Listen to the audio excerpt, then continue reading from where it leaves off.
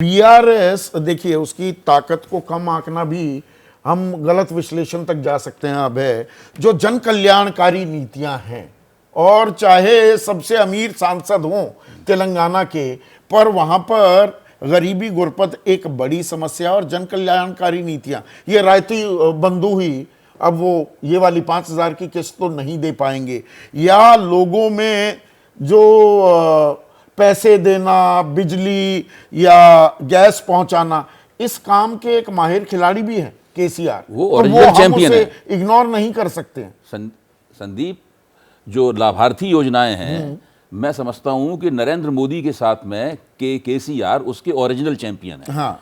उन्होंने जितना किया उसको देख के फिर बाद में बीजू जनता दल ने किया, और उनकी वजह से ये बात फैली, खासतौर से क्षेत्रीय शक्तियों में। लेकिन अब समस्या ये है कि एक हांडी कई बार नहीं चढ़ पाती, उसमें कुछ, मैं काट की नहीं कहूंगा, पॉलिटिक्स की हांडी काट की नहीं होती, थोड़ा मजबूत तत्व की बनी होती है, लेकिन वो कई बार नहीं चढ़ पाती। इन्होंने किया क्या, जब तेलंगाना बना और पहला चुनाव लड़ रहे थे, तो उन्होंने वायदा किया कि हम किसी दलित को मुख्यमंत्री बनाएंगे। मुख्यमंत्री खुद बन गए। इस बार दूसरी बार भी मुख्यमंत्री खुद बन गए। इस बार दलितों में इस बात को लेकर बहुत नाराजगी थी, जाहिर विरोधियों ने भी प्रचार किया होगा, तो लगातार सफाइयां देते रहे। भाजपा ने क्या किया, बंडी संजय कुमार जो कि मुख्य तौर पर पिछड़ी जाति के नेता हैं, उनको भाजपा ने हटाया। अब भाजपा वायदा ये कर रही है कि हम किसी पिछड़े को मुख्यमंत्री बनाएंगे। तो सवाल पूछा जा सकता है कि भाई जब पिछड़े को ही बनाना था तो आपने पिछड़े को अध्यक्ष पद से क्यों हटाया?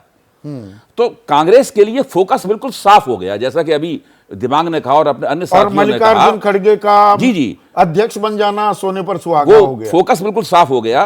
पिछड़ों के ऊपर फोकस करना है, दलितों पर फोकस करना है, मुसलमानों पर फोकस करना है।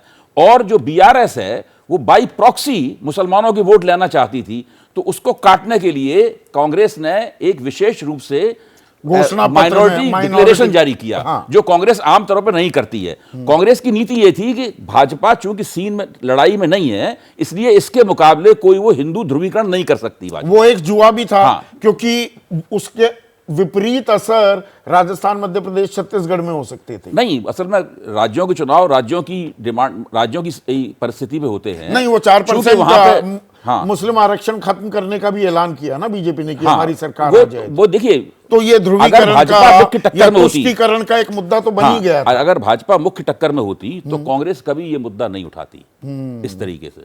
कांग्रेस को दूसरी किसी भी प्रदेश में कांग्रेस मुसलमानों के लिए अलग से कोई डिक्लेरेशन नहीं घोषित करती है।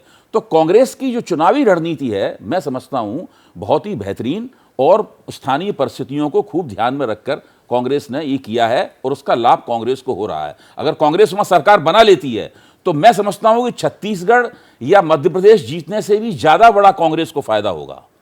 ये ऐसा क्यों कह रहे हैं? मैं इसलिए कह रहा हूं कि एक क्षेत्रीय शक्ति जिसने कांग्रेस को तकरीबन लड़ाई से पिछले 10 साल से बाहर कर रखा, वो इंडिया का हिस्सा भी नहीं है। इंडिया का हिस्सा भी नहीं है, वहां कांग्रेस वापसी करती है।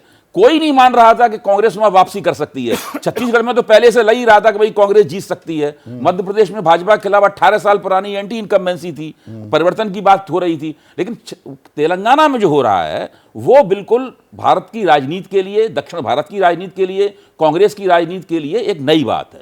जैसे ही घड़ी का काटा दोपहर 2:30 पे आए, बबीता जी का दिल सास बहू साजिश के लिए मचल जाए। और ये है इनकी बहू, पूरे दिन ऑफिस की टेंशन हो जाए गॉन जब ये करें अपना फेवरेट शो फ्री टाइम पे ऑन। इनकी तरह आप भी देखें अपना फेवरेट शो अपने टाइम पर, और डाउनलोड कीजिए एबीपी लाइव ऐप अपने स्मार्ट टीवी पर।